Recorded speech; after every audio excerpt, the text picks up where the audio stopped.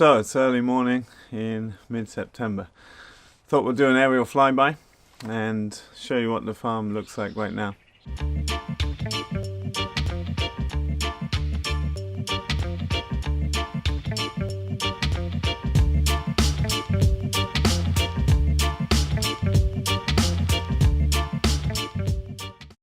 First off, I want to say, folks, thank you so much for the support and words for the last video we put out, including a lot of private emails and a lot of thoughtful response, and thank you so much for that.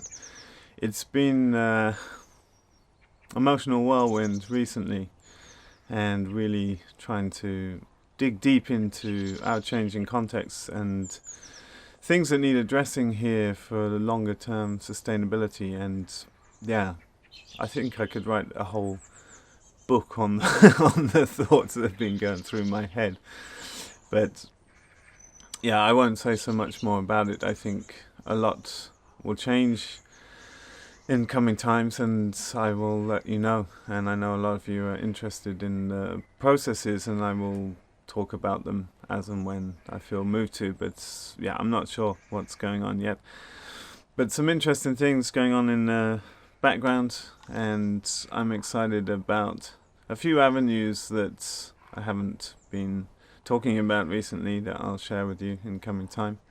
But it's been amazing to just be going through the Farm Like a Hero experience. I've been really enjoying just seeing so many perspectives, and that's been so stimulating to reflect on our context and our function here, and yeah, moving forward, different pathways that could be open to us that I guess I'll share more about over the winter time.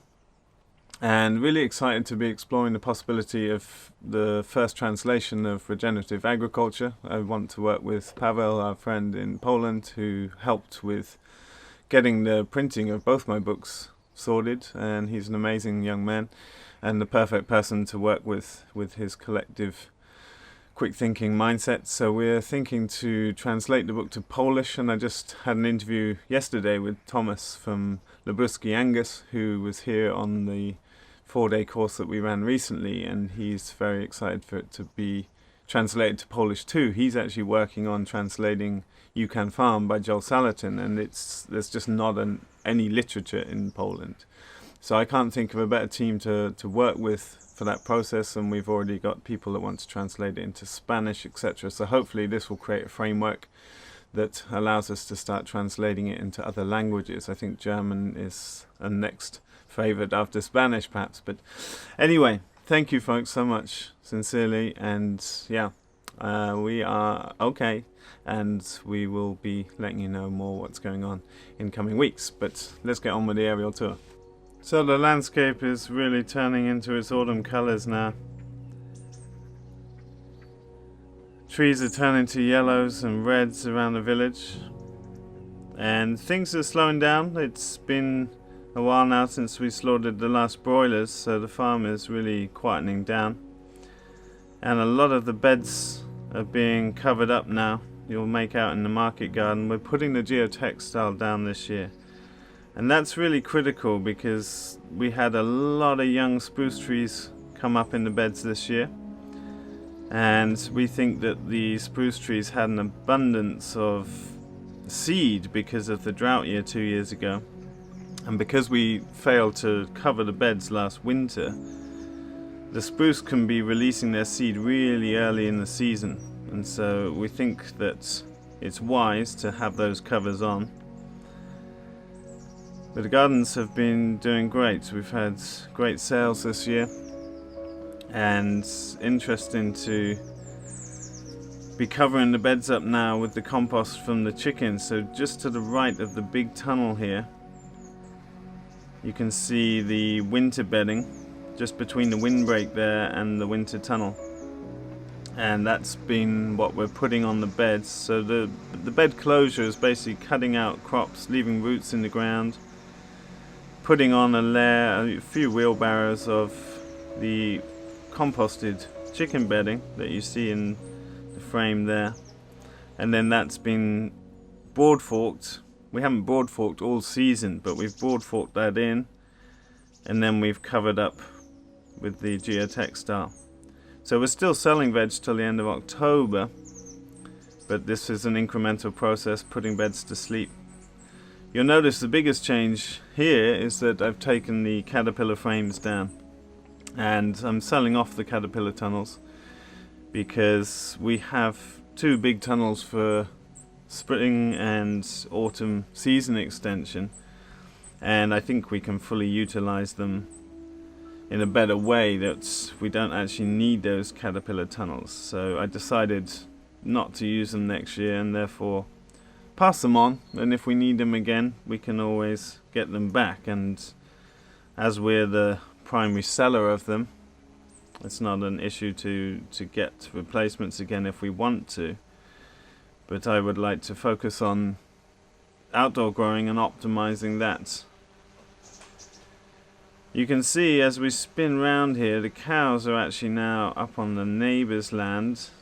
This is what we call K3, and they've worked up all of this patch, the first sort of block that you see in the middle of the frame, and now they're heading across the neighbour's land, and they'll be on their way back down again. Now this field is getting ploughed up to reseed with grass, which is a strange consideration. It's kind of what people have been taught to do here, is every few years you plough up your land and reseed it with grass to have better pasture, and probably typically put NPK fertilizer down. Now we've obviously demonstrated that that is not necessary, and there are much more effective and profitable ways to improve the ground. But, you know, this is the cultural constraint, and if someone has done that for 50 years, it's very hard to convince them otherwise. And we're not in the business of convincing them. You know, we've got the benefit of all our winter feed off this land. So this is K3, and then in the background there, K2, and then in the middle of the trees coming into the center now is K1. So we grazed that more recently.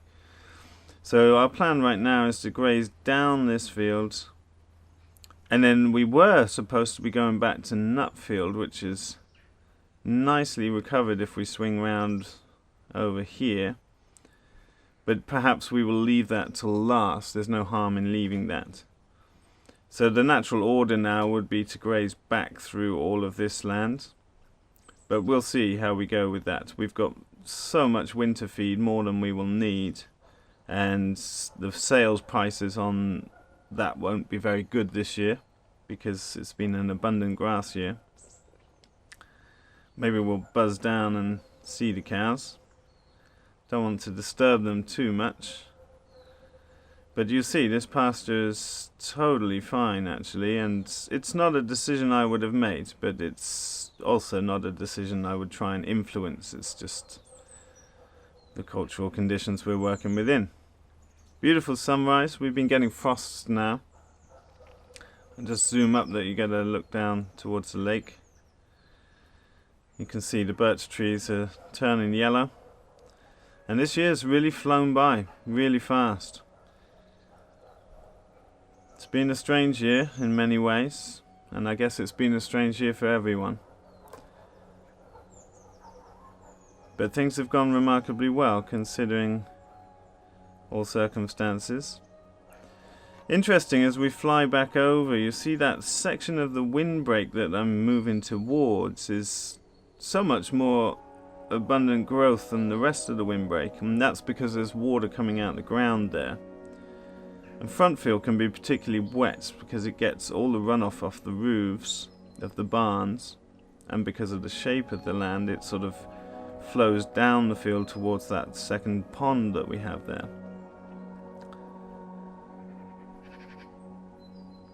So another cultural thing is the neighbours have been hinting that they would like this cut down because there's something about keeping land open and obscured views, and it's an old cultural thing of, you know, recognizing how hard ancestors worked to clear the land from forest. But we've, you know, expressed that this is a functional windbreak that protects the tree crops inside, and we're not actually willing to cut that down because we put it there for a very good reason and it's doing a very good job at that. And my intention is to keep blocking the land up in smaller and smaller blocks to improve our season.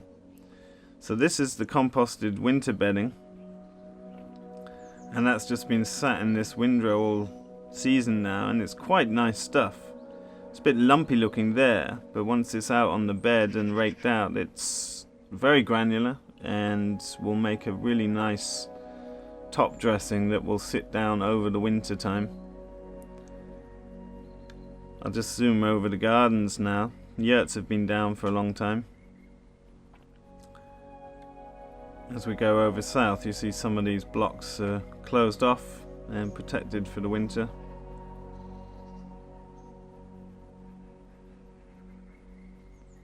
We're talking about putting all of the east and west into perennials. So we've got asparagus and flowers on the right hand side of the picture, but we're thinking to put these beds, which we call the west beds, into perennials as well, things like chives, etc., that will give us some early morning crops. And that's because those beds get very dry and very hot, and we don't need the space. You might hear the drone whirring in the background, but as we fly over the old and new north, you'll see how many of the beds are now covered up. And we've started to use the compost. If I just spin round here, hope it's not too dizzying for you. But these compost bays have been a really great addition. So we've been actually using the compost out of the middle bay to put on beds. And you can see the left and right bays are quite full now. And they will be totally full by the time we've put all the garden waste in. It's been a shame not having pigs this year, because they are by far the best way to turn veg scraps into something useful. Something else we've observed, if you watch closely as we fly along the forest edge here, see the leaks here in the far left there near the trees. We've noticed that although we cut along the edge of the beds with a spade, the roots of the trees are obviously deeper than the spade's depth, and they're affecting growth. So we need to find a way to really cut down, probably 60 centimeters along the edge of these beds to eliminate tree roots, because they're really sucking water out of these beds. You can see the same going on here. So that's a little task to do. Still a lot of beautiful veg going out weekly. Very tranquil morning.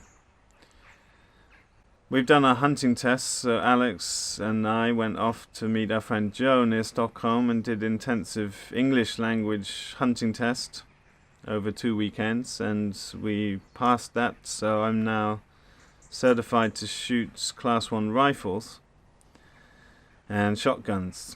My intention is not to join the hunt so much as to take a deer off the back of our land, probably in the section in view up in the forest paddocks, just to have some wild game in the freezer for the family. I'll roll on a few clips from that now. Chickens in the freezer. We're off to hunting tests and just taking some smoked chicken and pulled chicken with us. Smoked chickens.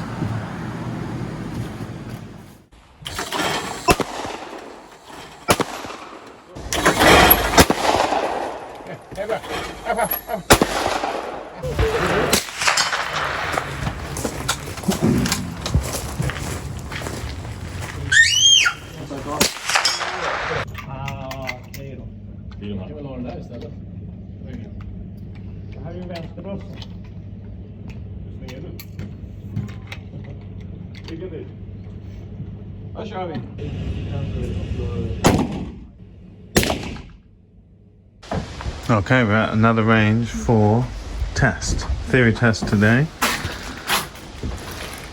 Everyone's still going. I finished mine. I got 4 questions wrong. You're allowed 10 questions wrong. I think the translation into English is not particularly good, but I passed, so ready for shooting tests. So this is one precision test with small rifle, 50 meters, Got to hit them all in a tight grouping, standing and sitting. Okay, I'm number one in this group, so I'm starting by sitting shooting.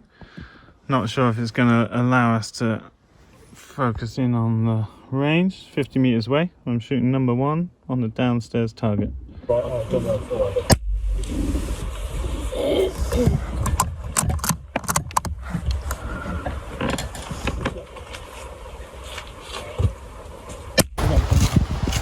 As Joe's goes, so you can do standing, kneeling or sitting.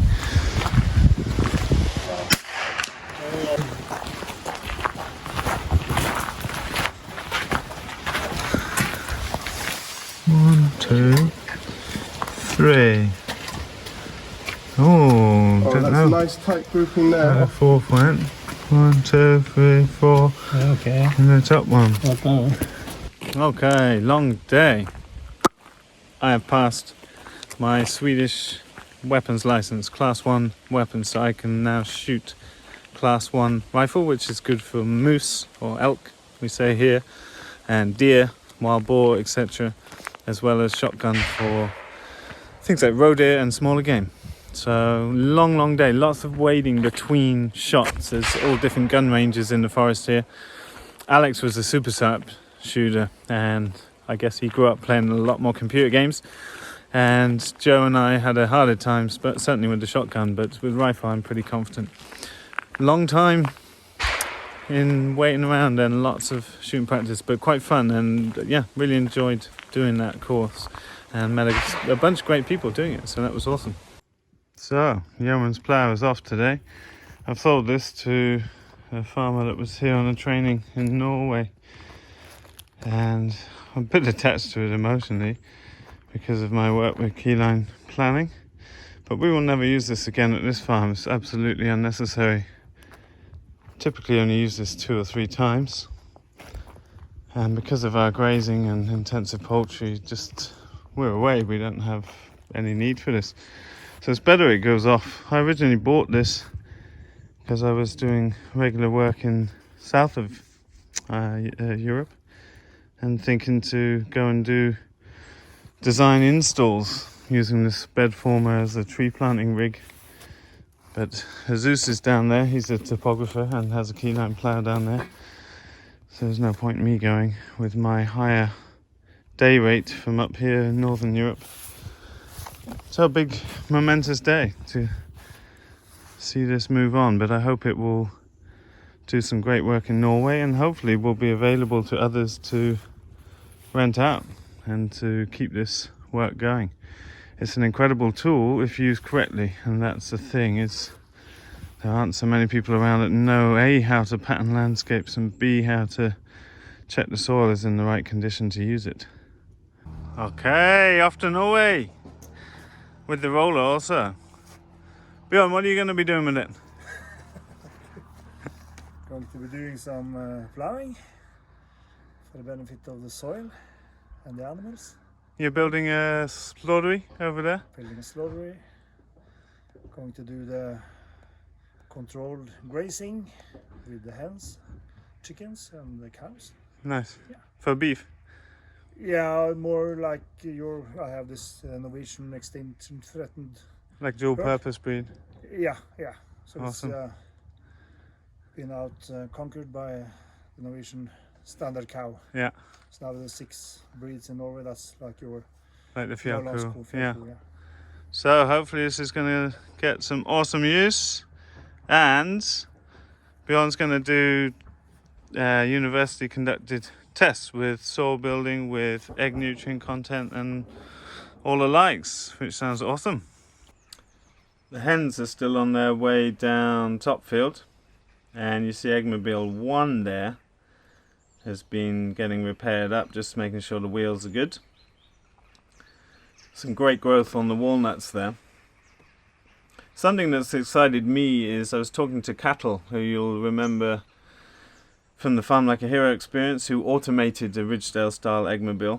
Something we talked about while he was here on the training recently was getting a few people that are into pastured poultry together over the winter time, and designing an Eggmobile that really responds to the difficulties some people have had taking this model in different parts of the EU, where scratching space underneath the wagon is important, to make these structures bird flu proof, where you'd have to keep the birds indoors, because that's a problem that's likely to become increasingly apparent. And what we thought about doing is taking the 40,000 euro German models and putting better nest boxes in, but making them homemade, and seeing if we can't make something for about 4,000 or 5,000 euros and then blueprint the plans so that people can have fully automated, optimized, really time efficient Eggmobiles that they can build themselves without investing so much money. That sort of project really excites me. As we pan over Nutfield now, you see the great growth of some of the nut trees here. So this is walnuts of different kinds, sweet chestnut, pecans, hickories, and the field has recovered very nicely. As we fly over to the far top corner of the farm here, you'll see where the broilers were last, and there's some incredible regrowth there. And I spoke to some of our former interns and core team in Good Heidehof on the Farm Like a Hero experience, and they are raising breast chickens as broilers, and seemed very confident about the numbers, although they're able to sell to chefs in Hamburg at 18 euros a kilo, which makes it seem far more realistic. I don't think we could possibly sell birds for that much. But that's interesting to me. So another thing that got me excited was doing a lot of experimentation again next year and getting excited again, because part of my issue has been repetition. I'm an innovator and need constant creative stimulation, and whilst the farm can do that in many ways, I feel like I want to have time and space to get engaged with things that are new for me, for my learning. And yeah, it's been a big thing, because I feel like I know how to run all the things that we run and spend my time teaching others to do it, but it would be nice for my own process to do new things. So I thought about doing some comparative trials with breasts, with the standard broilers and red rangers, and doing really extensive detailed field trials, and yeah, just putting that information out to the world to see what options are there and really put the numbers together, because I think that would be super beneficial and interesting for us. Something we've talked about is exploring different breeds of laying hens to more robust traditional breeds. I'm just hovering over the turning circle here. You can see this on the right is our land where the rams were recently, and on the left you see the neighbour's land still with brash. I've brought this into frame so many times, but it's always a pleasure to see. We actually got the sheep up in the forest patch here just for a short time. I've been seeing elk up here every day, but not so much to do up there other than get pigs engaged. And I've been curious. I've seen kunis for sale in Sweden now, so I'm curious to try a mini pig like a kuni, and certainly missing having pigs this year.